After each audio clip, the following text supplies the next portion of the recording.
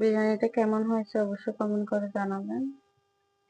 বেরেস্তা আর কিশমিশ দিয়ে সাজিয়ে দিয়েছে মুরগির বিরিয়ানি আলু দিয়ে।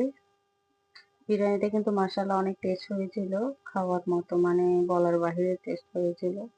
মাশাআল্লাহ আমার ছেলে মেয়েরা সব খুব পছন্দ করেছে। আশা করি সবাই ভালো আছেন, আমিও ভালো আছি। তো আমি এখানে ফার্মের মোরগটা নিয়েছি, আর আমি যেহেতু গোস্ত আছে কিছুটা হাড় সুদ্ধা, মানে আমি আমার সাইজ মতো কেটে নিয়েছি। তো আমি 1 কেজি চাল দিয়ে বিরিয়ানি রান্না করব, তার জন্য এগুলাকে আমি আগে তেলে ভাজি করে নিব ভালো করে। তার সাথে এখানে আমি কিছুটা লবণ, হলুদটা অপশনাল, যদি সাদা করতে চান হলুদটা না দিবেন, স্কিপ করবেন। দিয়ে দিলাম মরিচের গুঁড়া, ধনিয়ার গুঁড়া, জিরার গুঁড়াটা দিয়ে দিলাম, কারণ এই দুটা দিলে একটা টেস্ট ভালো আছে। ভাজি মানে যখন গোস্তটাকে ভাজি করবেন, কড়া ভাজি করবেন, রান্না করার পরে একটু ভালো একটা ফ্লেভার আসবে, খেতেও টেস্ট হবে।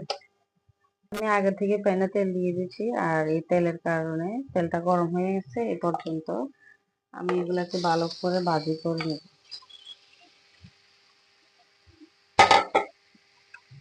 এদিকে আমার মুরগির গোস্তগুলা ভাজা হয়ে গেছে, আমি উঠিয়ে দিতেছি।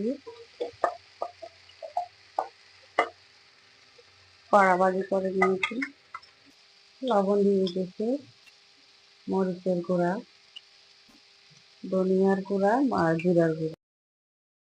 মুরগির গোস্তটা বিরিয়ানি রান্না করব, বেরেস্তা কিছুটা রাখবে, যার কারণে এখানে আমি তেল দিয়ে দিয়েছি।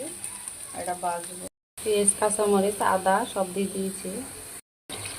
টমেটো বাটা আর কাঁচামরিচ পেস্টটা দিয়ে দিলাম। তার সাথে কিন্তু বাদাম বাটাও আছে, আর এখানে রসুন বাটাটা দিয়ে দিলাম। লবণ, জিরার গুঁড়ি, ধনিয়ার গুঁড়ি, গরম মশলার গুঁড়ি সব একসাথে দিয়ে দিলাম। বিরিয়ানি মশলা যেটা বানাই রাখছি এটা হচ্ছে বিরিয়ানির মশলা, যার কারণে সব কিছু একসাথে এখানে দিয়ে দিয়েছি। মুরগির গোস্তগুলো দিয়ে দিলাম, ভালো করে কষাইয়ে নিব। কাঁচামরিচ দিয়ে দিলাম। বিরিয়ানিতে কাঁচামরিচটা আমি বাটা দিয়েছি, কিছুটা আস্ত দিলে ভালো লাগবে। বিরিয়ানির গোস্তটা আমি আগে কষিয়ে নিয়েছি, আর এখন আমি পাতিলে কিন্তু বিরিয়ানিটা বসাই দিব, আপনাদের সাথে সবটাই শেয়ার করব।